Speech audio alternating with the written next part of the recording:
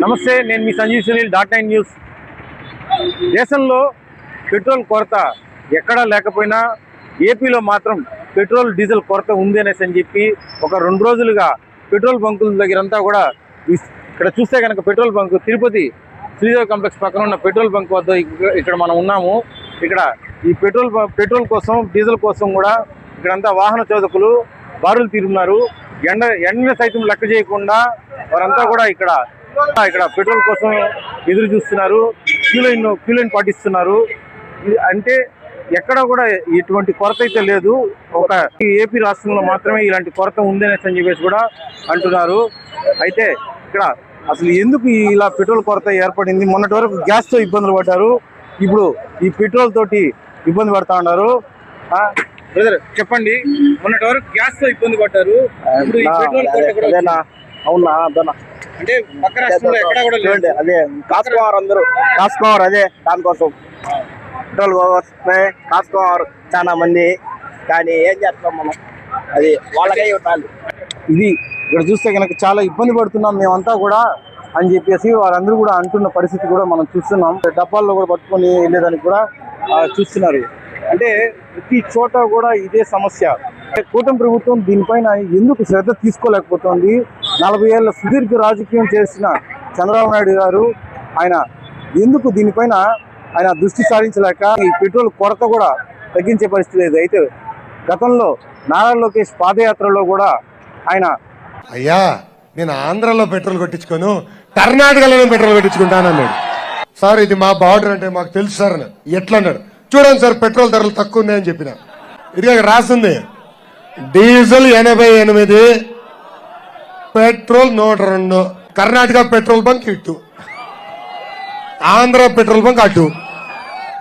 ఇటు నుంచి అటు వెళ్తే 10 రూపాయలు బాధుడే బాధుడు. ఈ ఒక్క నిర్ణయం వల్ల నిత్యావసర సరుకుల ధరలు విపరీతంగా పెరిగినాయి. అవునా కదా? దానికి కారణం ఈ ప్రభుత్వం వేసే పన్ను. కర్ణాటక బార్డర్లో పెట్రోల్ ధర తక్కువగా ఉంది. అక్కడ మా ప్రభుత్వంలో మేము వస్తే కనుక ఖచ్చితంగా ధరలు తగ్గిస్తాము అనేసి అని చెప్పి కూడా అన్నారు. అయితే ఇప్పుడు ఏకంగా పెట్రోలే దొరకట్లేదు అసలు. అయితే 40 ఏళ్ల సుదీర్ఘ రాజకీయం చేసిన చంద్రబాబు నాయుడు ఆయన ఈ పెట్రోల్ కొరతని ఎందుకు జయించలేకపోతున్నారు? దీనిపైన పబ్లిక్ కూడా ఎంతో ఆగ్రహావేశాలతో కూడా ఉన్నారు. వారందరినీ కూడా అడిగితే ఒకటే మాట, ఎందుకు ఇలా అనేసి అంటే వాళ్ళు ఏమి చెప్పలేని పరిస్థితి. మొన్నటి వరకు గ్యాస్తో ఇబ్బందులు పడ్డాం, ఇప్పుడు ఏంటంటే పెట్రోల్తో ఇబ్బంది పడుతున్నాం అనేసి అని కూడా అంటున్నారు. ఇక్కడ చూస్తే కనుక బాటిల్తో కూడా పెట్రోల్ పట్టుకునేదానికి అన్న వెయిట్ చేస్తున్నారు. మొన్నటి వరకు గ్యాస్తో ఇబ్బంది పడ్డారు కదన్న. మొన్నటి వరకు గ్యాస్తో ఇబ్బంది, పెట్రోల్ డీజిల్కి వచ్చింది ఇబ్బంది. ఏంటి అసలు ఏపీ స్టేట్లో ఏం జరుగుతుంది? ఈరోజు అయిపోతుందండి, విన్నారా? ఈరోజు వస్తుందంట.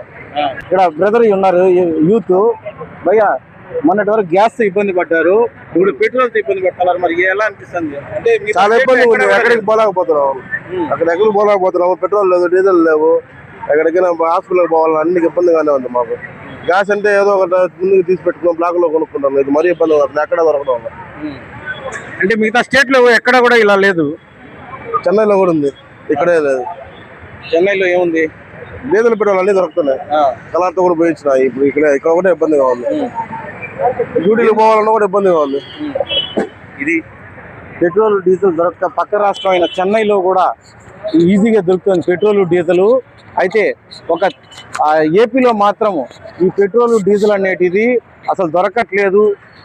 ఉద్యోగాలకు పోవాలన్నా, పనులకు పోవాలన్నా కూడా చాలా ఇబ్బందికరమైన పరిస్థితులు ఎదుర్కొంటున్నాము అని చెప్పేసి వాళ్ళంతా కూడా అంటున్న పరిస్థితి మనం చూస్తున్నాం.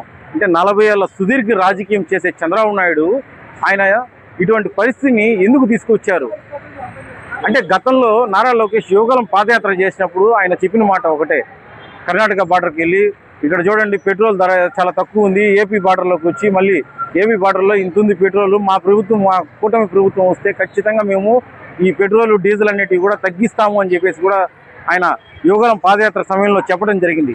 అయితే ఇప్పుడు ఈ కూటమి ప్రభుత్వం వచ్చిన తర్వాత ఏకంగా పెట్రోల్ డీజిల్ కొరతే ఏర్పడింది. రైట్, ఏదైనప్పటికీ కూటమి ప్రభుత్వంలో ఈ రకమైన సిచ్యువేషన్ రావడం అయితే ప్రజలు తీవ్రంగా ఇబ్బందులు ఎదుర్కొంటున్నారు. అయితే 40 ఏళ్ల సుదీర్ఘ రాజకీయానికి చేసిన చంద్రబాబు నాయుడికి కేంద్ర ఆర్థిక శాఖ మంత్రి నిర్మలా సీతారామన్ నుంచి ఏమైనా అవార్డు తీసియాలా, ఇలా చేస్తున్నారనేసి అని చెప్పేసి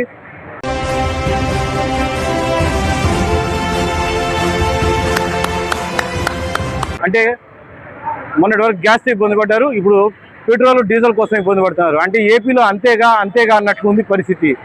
ఇది ఏపీలో సిచ్యువేషన్ అయితే